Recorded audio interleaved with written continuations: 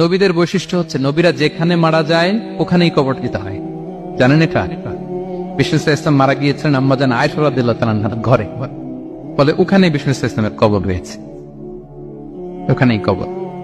এবং ওই কবর দেওয়ার পরেই ওই কবর দেওয়া ঘরের ভিতরে আম্মাজান আয়েশা যতদিন আয়েশা রাদিয়াল্লাহু তাআলা আনহা যতদিন বেঁচে ছিলেন ওখানেই ছিলেন কবরের পাশে।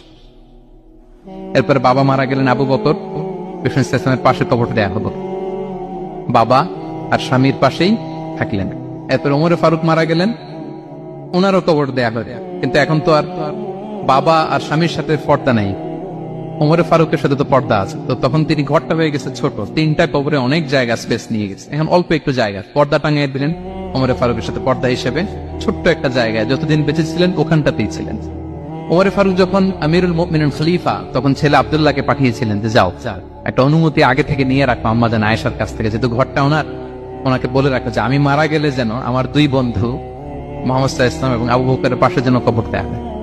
আব্দুল্লাহ এসে বলল, আব্বা জান তো এই পয়গাম পাঠিয়েছেন। আয়েশা রাদিয়াল্লাহু তাআলা বললেন, আমার খুব ইচ্ছা ছিল আমি আমার স্বামী এবং বাবার পাশে শুব, কিন্তু আমিরুল মুমিনিন যখন চেয়েছেন এটাকে আমি ফিরিয়ে দিতে পারিনি। ঠিক আছে যাও, তোমার আব্বাকে বলো তোমার আব্বাই শোবেন ওই জায়গায়।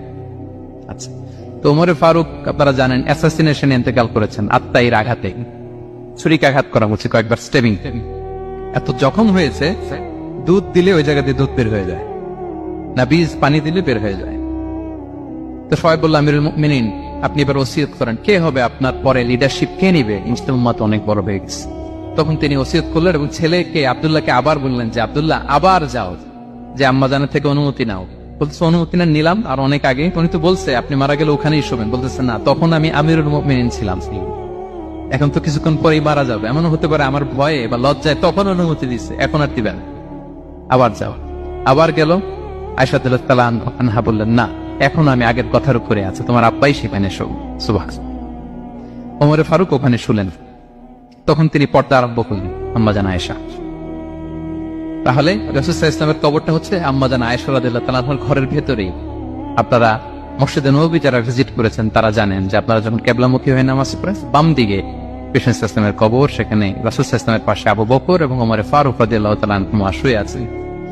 রাসূল সাল্লাল্লাহু আলাইহি ওয়াসাল্লামের কবর থেকে মিম্বার পর্যন্ত এই পুরো জায়গাটা রাউদাতুম মিন রিয়াদিল জান্নাহ, দুনিয়ার বুকে জান্নাতের একটা টুকরা। বিষ্ণু সাল্লাল্লাহু আলাইহি ওয়াসাল্লাম ইন্তেকালের আগে ওনাকে অপশন দেয়া হয়েছে, নবী আপনি চাইলে থেকে যেতে পারেন আজীবন, আর চাইলে আমার কাছে চলে আসতে পারেন, এই হ্যাভ অপশন। বিষ্ণু সাল্লাল্লাহু আলাইহি ওয়াসাল্লাম তার রবের সাথে সাক্ষাৎকে চুজ করেছেন এবং ইন্তেকালের আগে তিনি পড়েছিলেন, আল্লাহুম্মা গফিরলি ওয়ারহামনি ওয়ালহিকনি বির রফিক